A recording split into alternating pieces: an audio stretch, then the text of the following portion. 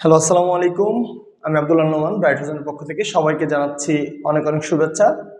তোমরা দেখেছো আমরা সংখ্যা পদ্ধতি নিয়ে আলোচনা করছিলাম, সংখ্যা পদ্ধতি রূপান্তর নিয়ে। গতদিন আমরা সংখ্যা পদ্ধতি রূপান্তরের তৃতীয় নিয়ম নিয়ে আলোচনা করেছিলাম। আজকে আমাদের আলোচনার বিষয় হচ্ছে নিয়ম নাম্বার 4। তার আগে আমি একটু তোমাদেরকে গত ক্লাসের কথা একটু মনে করাই দিতে চাচ্ছি। সেটা ছিল গত ক্লাসে আমরা দেখেছিলাম বাইনারি থেকে কিভাবে অক্টালে যাওয়া যায় এবং একটা বাইনারি সংখ্যাকে কিভাবে হেক্সাডেসিমালে রূপান্তর করা যায়। আজকে আমরা ঠিক উল্টোটা দেখব, কিভাবে অক্টাল সংখ্যা থেকে আমরা আবার বাইনারিতে ফেরত আসবো, একইভাবে হেক্সাডেসিমাল সংখ্যা থেকে কিভাবে বাইনারিতে ফেরত আসা যায়। তো প্রথমে আমরা যেটা করতে হবে, আমি দেখো নিয়ম লিখে রেখেছি এখানে যে অক্টাল সংখ্যার ক্ষেত্রে প্রত্যেকটি অক্টাল সংখ্যার জন্য সমতুল্য 3 বিট পরিমাণ বাইনারি মান লিখতে হবে। কারণ গত ক্লাসে তোমাদের মনে আছে কিনা, আমরা বাইনারি সংখ্যাগুলোকে তিনটা করে বিট নিয়ে গ্রুপ করেছিলাম। এরপর সেই 3 বিট বাইনারির বদলে আমরা একটা অক্টাল সংখ্যা পেয়েছিলাম। সেই ধারাবাহিকতায় আজকে আমরা বলতেছি যে প্রত্যেকটি অক্টাল সংখ্যার জন্য আমাদের সমতুল্য 3 বিট পরিমাণ বাইনারি মান লিখতে হবে। একইভাবে যদি আমরা হেক্সাডেসিমাল থেকে বাইনারিতে ফেরত আসি, সেক্ষেত্রে আমাদের যেটা করতে হবে, প্রত্যেকটি হেক্সাডেসিমাল সংখ্যার জন্য সমতুল্য 4 বিট পরিমাণ বাইনারি মান লিখতে হবে। তোমরা এই নিয়মটা যদি লিখে রাখো তাহলে এইটা তোমাদের জন্য এই অঙ্কটা করতে অনেক সুবিধা করবে। চলো আমরা একটা উদাহরণ দেখে ফেলি। তাহলে প্রথমে যদি আমরা ধরে নেই একটা অক্টাল সংখ্যা দেওয়া আছে এরকম 146.27, এটা হচ্ছে একটা অক্টাল সংখ্যা। আমাদেরকে বলছে এর বাইনারি ভ্যালুটা বের করতে হবে। তাহলে আমাদের যেটা করতে হবে, আমরা আগে সংখ্যাটা লিখলাম 146.27।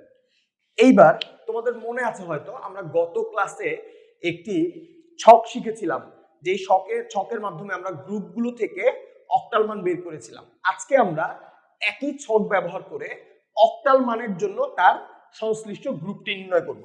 তাহলে একটু খেয়াল করে দেখো তোমরা, আমরা যদি ছকের ব্যবহার করি,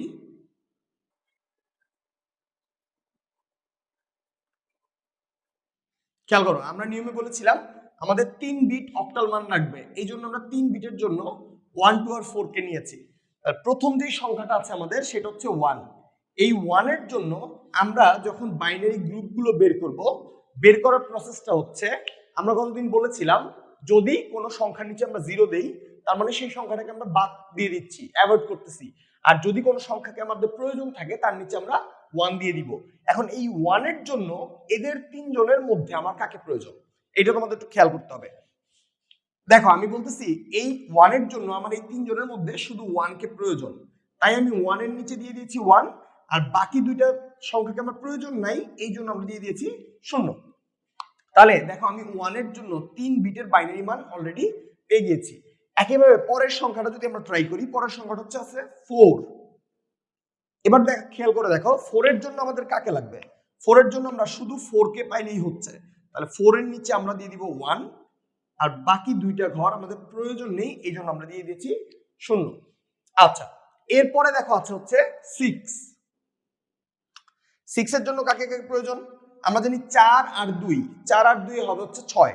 তাহলে 4 কে দরকার আর 6 কে দরকার, একের কোনো প্রয়োজন নাই, এই জন্য একের ঘরটা আমরা 0 করে দিয়েছি। এরপর আমরা খেয়াল করে দেখো, এরপর আছে হচ্ছে 2। 2 এর জন্য আমাদের কাকে কাকে দরকার, 2 এর জন্য আমাদের শুধু 2 কেই দরকার, আর কোনো সংখ্যাকে দরকার নেই। একইভাবে যদি আমরা আসি 7 এর জন্য, তাহলে 7 এর জন্য আমাদের কাকে কাকে লাগবে, দেখো 4 আর 2 যোগ করলে হচ্ছে 6, আর 6 এর সাথে 1 যোগ করলে 7, তার মানে আমাদের 3 জনকেই লাগবে, এই জন্য আমরা তিনটাতেই 1 দিয়ে দিব। এইভাবে আমরা এই ছকটা ব্যবহার করে প্রত্যেকটা সংখ্যার জন্য তার গ্রুপের মান বা বাইনারি 3 বিটের মান আমরা বের করতে পারি।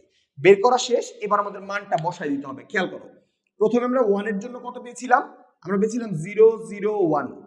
এরপর 4 এর জন্য পেয়েছি 1 0 0।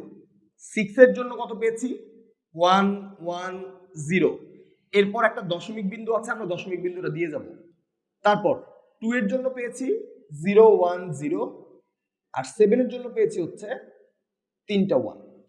সুতরাং 146.27 যে অক্টাল সংখ্যাটা দেওয়া ছিল, এর বাইনারি ভ্যালুটা হবে, আমরা সামনের দুইটা জিরোকে চাইলে স্কিপ করতে পারি। 1100.0.01011 এভাবে আমরা যে কোনো অক্টাল সংখ্যাকে তার বাইনারি সংখ্যাতে আমরা রূপান্তর করতে পারি। আশা করি তোমাদেরকে আমি বোঝাতে পেরেছি। আমরা একইভাবে একটা হেক্সাডেসিমাল সংখ্যাকে কিভাবে বাইনারি সংখ্যায় রূপান্তর করতে হয় সেটার আমরা একটা উদাহরণ দেখব। চলো দেখে নিই।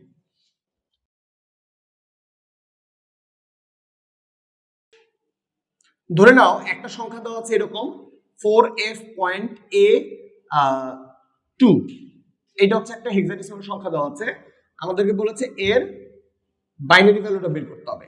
একইভাবে আমাদের যেটা করতে হবে, আমরা একটু আগে যেটা করেছি, আমরা প্রথমে সংখ্যাটা লিখে ফেলবো 4f.a2, সংখ্যাটা লেখা শেষ।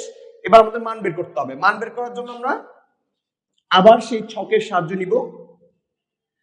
এইবার আমরা নিয়মে বলেছি আমাদের মান লাগবে 4 বিটের, যেহেতু আমরা বলেছি আমাদের 4 বিট সমতুল্য বাইনারি মান লাগবে, আমরা এবার 4টা ঘর কেটে নিব। এদিকে একটু খেয়াল করে দেখো, 1 2 4, তাহলে 1 2 4 আর এখানে হবে 8। এটা হচ্ছে আমার বাইনারি গ্রুপের জন্য মান, আর এই পাশে হবে হচ্ছে আমার হেক্সাডেসিমাল মানটা। ওকে, খেয়াল করো, প্রথমে আমার আছে হচ্ছে 4, আমি 4 কে নিয়ে নিলাম। এরপরের ঘরে আছে কে? এফ, আমি ঘরগুলো কেটে নিচ্ছি। এরপর আছে হচ্ছে এ, সবার শেষে আছে হচ্ছে 2। এখন কথা হচ্ছে এই মানগুলো আমি কিভাবে বের করব? আমরা একটু আগে দেখছিলাম 4 এর জন্য এদের মধ্যে আমার কাকে প্রয়োজন, যাকে প্রয়োজন তার নিচে আমরা 1 দিয়ে দিব, যাকে প্রয়োজন নেই তার নিচে 0 দিয়ে দিব। আমরা দেখো এখানে 4 এর জন্য শুধু 4 কে নিলেই হচ্ছে, আর বাকি কাউকে আমাদের প্রয়োজন নেই। একইভাবে এফ এর মান আমরা কিভাবে বের করব? তোমাদের মনে আছে কিনা আমরা যখন প্রথম ক্লাসটা করেছিলাম, যেদিন সংখ্যা পদ্ধতি পরিচিতি নিয়ে ক্লাস করেছিলাম, যেদিন আমরা হেক্সাডেসিমাল সংখ্যা নিয়ে আলোচনা করেছিলাম, সেদিন আমরা বলেছিলাম এখানে 0 থেকে 9 এবং এ থেকে এফ পর্যন্ত অঙ্কগুলো আছে, এবং এই প্রত্যেকটা এ থেকে শুরু করে এফ পর্যন্ত প্রত্যেকটা অঙ্কের আবার আলাদা আলাদা ভ্যালু আছে। সেই হিসাবে এফ এর ভ্যালুটা হচ্ছে 15। আমরা এখানে চাইলে এভাবে ব্র্যাকেটের মধ্যে বলে দিতে পারি এটা হচ্ছে 15। তাহলে 15 বানানোর জন্য আমার কাকে লাগবে? দেখো 8 নিলাম, 8 আর নিলাম 4 কে, 8 আর 4 এ 12, 12 আর 2 এ 14, 14 আর 1 এ 15, তার মানে আমাদের সবাইকে লাগতেছে। এরপর এর ভ্যালুটা কত? এর ভ্যালু হচ্ছে 10, 10 এর জন্য কাকে লাগবে? 8 কে লাগবে, 2 কে লাগবে। ওকে, সর্বশেষ বাকি রয়ে গেল 2, 2 এর জন্য শুধু আমরা 2 কে নিলেই হচ্ছে। আমাদের গ্রুপের মান বের করা হয়ে গেছে। এবার আমরা আগের মতো শুধু মানগুলো এখানে বসাই দিব। চলো মানগুলো বসাই দিই। শুরু করলাম। 4 এর জন্য আমরা পেয়েছি 0100, এফ এর জন্য পেয়েছি 1111 পয়েন্ট, এর জন্য পেয়েছি হচ্ছে 1010, 2 এর জন্য পেয়েছি হচ্ছে 0010। সুতরাং যে সংখ্যাটা দেওয়া ছিল 4f.a2, এই হেক্সাডেসিমাল সংখ্যার বাইনারি ভ্যালুটা হচ্ছে, সামনের 0 আমরা স্কিপ করে যাচ্ছি, 100, 4টা 1, পয়েন্ট 10100001, লাস্টের 0টা স্কিপ করে গেলে কোনো সমস্যা আমাদের হবে না। এইভাবে আমরা যে কোনো অক্টাল সংখ্যাকে বাইনারিতে এবং হেক্সাডেসিমাল সংখ্যাগুলোকে বাইনারিতে রূপান্তর করতে পারি। এটা ছিল আমাদের নিয়ম নাম্বার 4। আগামী ক্লাসে আমরা একটা নিয়ম স্কিপ করে যাচ্ছি, সেটা হচ্ছে অক্টালকে হেক্সাডেসিমালে কিভাবে রূপান্তর করতে হয় বা হেক্সাডেসিমাল থেকে কিভাবে অক্টালে ফেরত আসতে হয়। আমরা বলেছিলাম যে এই নিয়মটা, এটার জন্য আমাদের আলাদা কোনো নিয়ম শিখতে হবে না, আমাদের যেটা করতে হবে 3 নাম্বার আর 4 নাম্বার নিয়মটা দেখতে হবে। ঠিক আছে, তারপরও আমরা আগামী ক্লাসে এটা নিয়ে ছোট্ট একটু আলোচনা রাখবো, এরপর আমরা চলে যাব বাইনারি যোগে। আর তোমাদের জন্য বরাবরের মতো একটা ছোট্ট কাজ রয়ে গেছে, সেটা হচ্ছে তোমাদের জন্য যেটা হোমওয়ার্ক থাকবে, তোমরা এই হেক্সাডেসিমাল সংখ্যাটাকে